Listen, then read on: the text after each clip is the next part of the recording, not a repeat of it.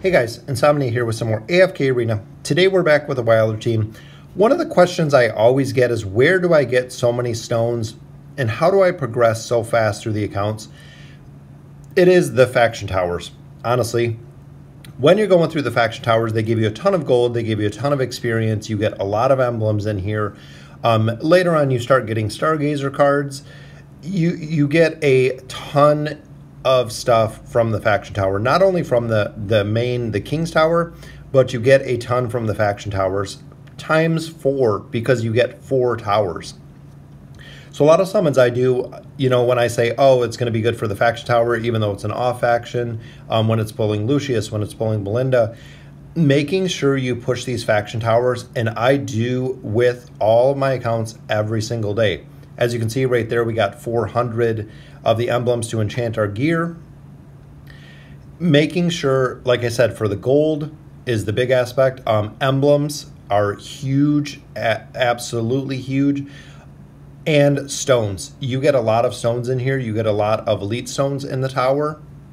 And you get a lot of the regular stones in the tower. Plus, it gives you a ton of gold if you haven't noticed. The main tower gives you a ton of gold. The faction tower is not as much. Plus, you get diamonds. A lot of people say, where do you get so many diamonds? In the normal course of 7 days, I do buy the subscription cards. But when you look at some of my accounts, I have 8,000, 10,000, 15,000 diamonds.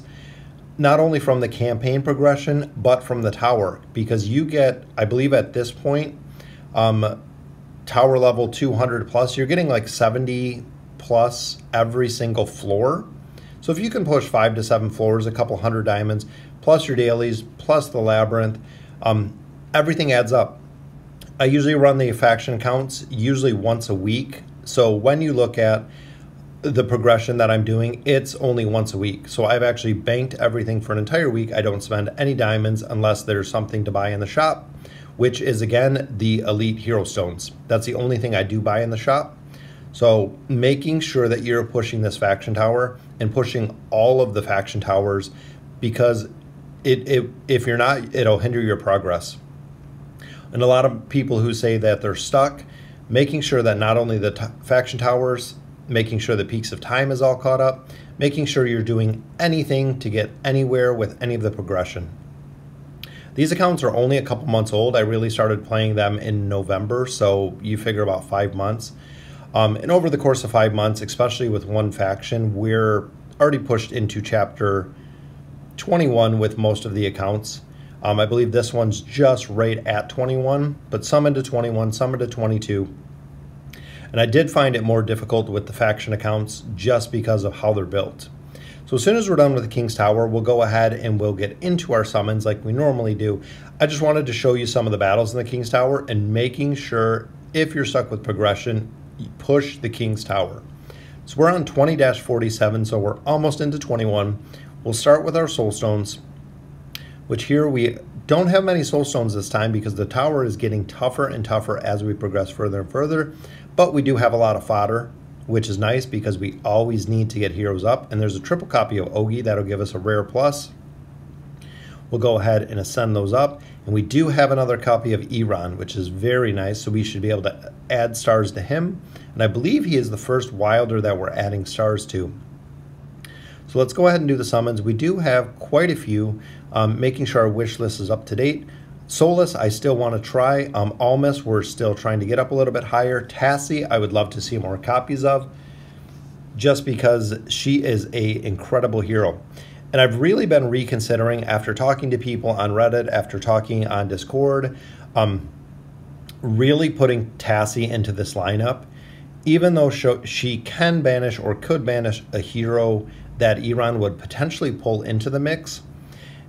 With that being said, if she banishes one of the heroes that he is not pulling in, so actually one of the heroes in spots 3 or 5 on the enemy side, and here we got an elite, which is Tasi. Very, very nice. So cool to get a copy of a hero that I'm looking for.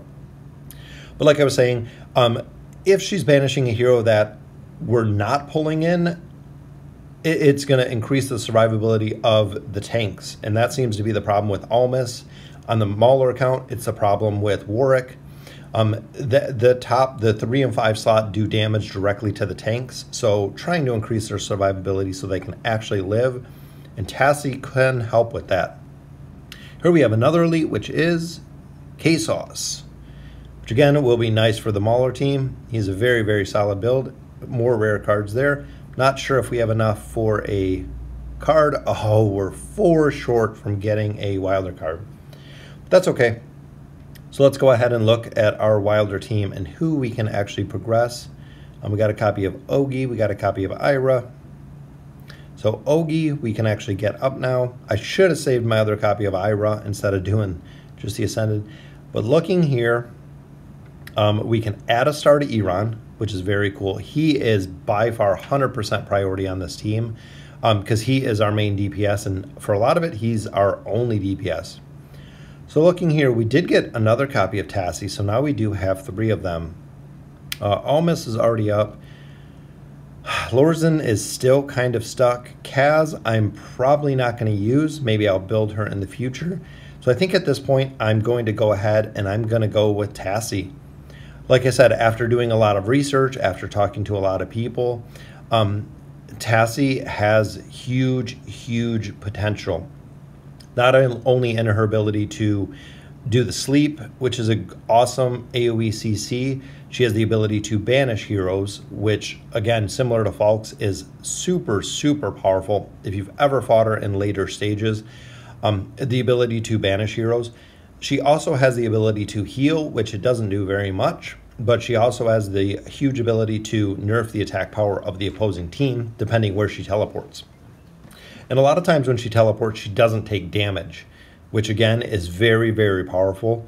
So at this point, we are going to go ahead and we are going to add Tasi into the team. As much as I love Lorzen and as much as I've used him, looking at the pros and cons, and like I said, doing a lot of research, talking to a lot of people, Tasi by far outperforms Lorzen, even though I like his skill set and his ability to kind of be situational.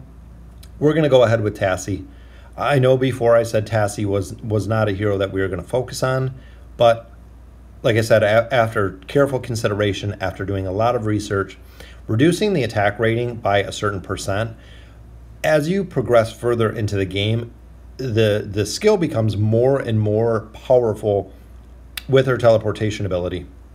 So Ashe is getting stronger, and not only that is the ability to bring haste to the team.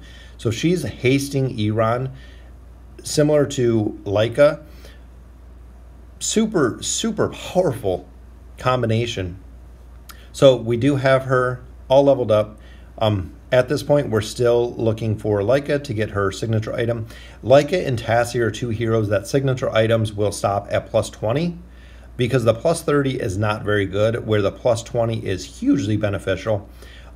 If you look at Iran or if you look at Almas, their +30 signature item is absolutely huge, where a Tasi and a Leica signature item doesn't have quite the impact of some of the other heroes. So let's go ahead and push the campaign. I'm really hoping to make a lot of progression in here because we're on 20-47. And let's see how Tasi performs here is what I'm really interested in. So we pull our 3 targets in. She banishes Belinda, and that's what we want. 100%, that's exactly what we want. Her banishing Belinda, banish her again right there, gives the ability for us to not only take down all of the heroes in the core segment, the 3 that he pulled in, but it also gives us the ability, and she just slept everybody, but it gives us the ability to keep the damage off of Namora or keep the damage off Almas, which is exactly what we want. So that battle Tasi was 100% performed exactly what we wanted. So here pulling in a couple targets, again, banishes Belinda in the bottom, taking damage off Almas, giving him the ability to heal up a little bit, get shielded. And of course, Iran CC makes a big difference there. And a sleep. Between sleep and charm, I really think Tasi was what this team was missing. So even here, 2 million from Iran. That's why I said he is the primary. He is the main carry at this point. So 20-52. And let's see who we get here. So So see, and that was my fear. He actually, Tasi banished the target we pulled in. But in that aspect is if we're doing multiple campaign stages and we know the target that Tasi is going to pull in and we know the target that Tasi is going to banish, we can work with that. So we can actually alter where Iran is based on the targets that are going to be banished. So we do have a little bit of flexibility on there. We got Almas down. Hopefully we can get, and look at the healing, even just from Almas. Savius couldn't even take it down with the amount of healing that Almas was doing, which is crazy. So here Almas, 3.5 million healing. Wow. That is absolutely crazy, especially when you get a signature item up. The plus 30, it gives shields, gives more shields to the entire team, which is awesome. And again, here Tasi banished the target, which is okay, because Sylvana would have actually hopped over and killed her, but she teleported away. And again, increasing her survivability, that was what we wanted. She got out of harm's way and nerfed Sylvana's attack. So even here, 100,000 from there, but almost 2 million damage from Iran on 20-56, which brings us to 20-60. So this will complete out chapter 20, pushing into 21. And again, banishing the target there, even though it was in the middle, to me, it was okay because Iran pulled targets in. Iran immediately got rooted, meaning he could not do anything while he was rooted. So the target could have potentially killed him, but since it was banished, couldn't do anything, which again what is kind of what we're looking at. That was my fear with them, but it seems to be working out. And this battle looks kind of tough because Almas is healing everybody, and we still have a couple targets out. Shamira is very, very tough to kill. And unfortunately, that's our first defeat. Hopefully 2060 we can get down. I'm moving Iran up front because I want to pull in Arden off of the bat, which we banished Shamira. Perfect, so she's not doing her huge amount of damage that she can do. And we got Arden there, and we got Almas down as well. So this should be an easy one, which there we just slept everybody, and Namora got charmed. Or Shamira, excuse me, got charmed. So very, very cool. That will complete Chapter 20 for the team, pushing all faction teams into Chapter 21 plus, which is very nice. The Wilders actually got stuck around mid-20, but now we are into 21. And honestly, I believe it's with Tasi. Tasi is going to be so vital with her banish ability. I really underestimated her. And again, banishing Leica, which is perfectly fine because Iran is banished at the point. So that way he is not taking a ton of damage because we're mitigating the damage he's taking through the banish ability. And look at the sleep. So Vert just sits there sleeping in the back. Iran pulls everybody in and just absolutely decimates them with the Cyclone, which gives him 2.65 million damage. It just seems with his ability and with Tasi, Leica, I want to get up higher. She needs to do a lot more damage. And even there, see Tasi is behind Leica, increasing Leica's haste. Which again, faster haste means faster energy regen, which overall means faster ultimate abilities, which is what we want. Charming the target here to finish her right off. So Isabella goes down. 2.4 million damage. Which it seems, when you look at the shell formations as well, the Namoran Tasi shell is very, very powerful and very vital. Combining that with the Iran and with the Leica shell is, again, very, very powerful combination. Putting them both together with Almas, his healing ability and shielding ability, unfortunately, that's our second defeat here. But the combination of everyone together is huge. I mean, the Wilders have the synergy that the Lightbearers do. Maulers, most of the time, not so much. Graveborn are really starting to work. They're an endgame faction because they have no support. But even look at the sleep here. So as we're running around, we're doing a significant amount of damage. All the heroes are just sleeping, giving us the ability to take down the heroes that we need especially heroes like Nomura, or excuse me, like Nimitsu. So he's actually not popping up totems because he is sleeping.